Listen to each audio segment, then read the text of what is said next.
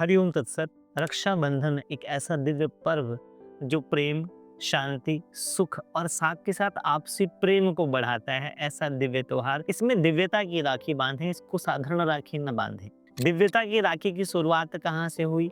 ऐसी बहुत सारी कथाएं हैं, जिसमें एक कथा आती है जब राजा बलि के द्वार भगवान नारायण बामन बनकर आए और 3 पग में राजा बलि का सब ले लिया।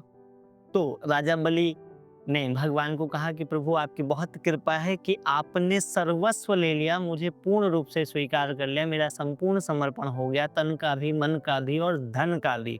तो भगवान ने कहा कि राजा बलि, तू मांग, तुझे क्या चाहिए? क्योंकि प्रकृति का एक नियम है, यहाँ देना ही लेना है और लेना ही देना है। तो राजा बलि को भगवान श्री हरि विष्णु ने कहा कि बलि, तुम मांगो, तुम्हें क्या चाहिए? राजा बलि ने कहा कि भगवान, मेरी इतनी सी प्रार्थना है कि आप मुझे एक महल दें जिसके 52 दरवाजे हों और मैं जिस भी द्वार से निकलूं उस द्वार पर मुझे आपके दर्शन हो।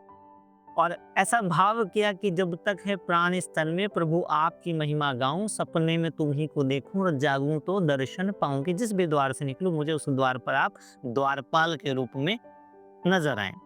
इस भाव के साथ नारायण ने तथास्तु कर दिया और भगवान विष्णु उनके द्वार पर द्वारपाल रहने लगे। कुछ समय बाद माँ भगवती लक्ष्मी वहां पर गईं और लक्ष्मी ने राजा बलि के हाथ पर एक रक्षा सूत्र बांधा, जिसको आज राखी बोलते हैं, जिसको रक्षा का बंधन। एक ऐसे बंधन में राजा बलि को बांधा जो रक्षा करने का वचन देता है। उन्होंने हाथ पे कलाई बांधी और मंत्र पढ़ा, ये न बद्धो बलि राजा दानवेंद्रो महाबला तेन त्वाम प्रतिबंधामि रक्षे माचल माचला, तेन त्वाम प्रतिबंधामि रक्षे माचल माचला। इस भाव के साथ राजा बलि की कलाई पे माँ भगवती लक्ष्मी ने रक्षा सूत्र, राखी बांधी और राजा बलि ने कहा कि बहन, मांगो, तुमको क्या चाहिए, मैं तुम्हारे लिए क्या कर सकता हूँ? तो माँ भगवती लक्ष्मी ने कहा, ये जो द्वारपाल है, मुझे यही चाहिए। और इस प्रकार माँ भगवती नारायण को बैकुंठ लेके गई।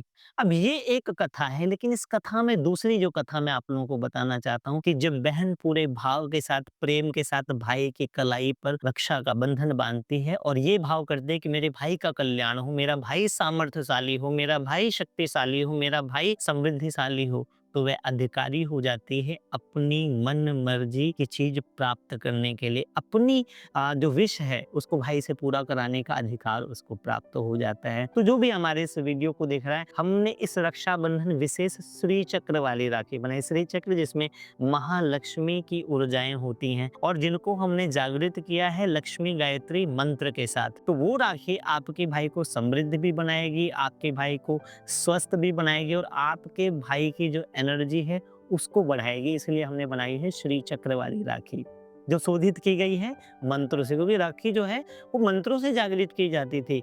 इसमें बहुत सारी कथाओं में जो सची और इंद्र की कथा थी, सची ने भी जो रक्षा सूत्र बनाया था वो यज्ञ से तैयार हुआ था। इस पर सदगुरु ने भी काफी कुछ बोला है। अगर आप सदगुरु के वीडियो देखते हैं तो वो भी कहते हैं ये प्लास्टिक की राखी नहीं होनी चाहिए और ये जो धागा है वो मंत्रों के द्वारा जागृत होना चाहिए। तो समय के साथ चीज़ें बदल गई। जब हम सब वीडियो फ़िल्मों से प्रभावित होने लग गए। फ़िल्मों में आता है ना कि इसे समझो ना रेशम का तार भैया, मेरी राखी का मतलब है प्यार भैया। बिल्कुल, अगर उस धागे को प्यार के साथ, सहयोग के साथ, मंत्रों के साथ जागृत किया जाए तो वो धागा सच में रक्षा सूत्र बन जाता है। इसी भाव को, इसी विवेक को जागृत करते हुए हमने जो राखी बनाई है वह है श्री चक्र राखी। इस रक्षाबंधन अपने भाई की कलाई पर बांधे श्री चक्र, जो जीवन में लाएगा श्रेष्ठता, जो जीवन में लाएगा समृद्धि, जो जीवन में लाएगा धन, जो आपके भाई को बनाएगा स्वस्थ और दूर रखेगा डिप्रेशन, एंजाइटी और नेगेटिव भावों से। तो आशा करते हैं आप भी रक्षाबंधन में दिव्यता की राखी बांधेंगे। और एक विशेष बात, राखी बांधते समय एक मंत्र पढ़ें, येन बद्धो बलि राजा दानवेंद्रो महाबला तेन त्वाम प्रतिबंधामि रक्षे माचल माचला। जैसे माँ लक्ष्मी ने इस मंत्र के साथ राखी बांधी। और आपको बताऊं, इस जब भी आपके हाथ पे कलावा रक्षा सूत्र बांधा जाता है तो यही मंत्र पढ़ा जाता है। तो कम से कम इस मंत्र के साथ इस रक्षाबंधन अपने भाई की कलाई पर श्री चक्र बांधे। हरिओम तत्सत।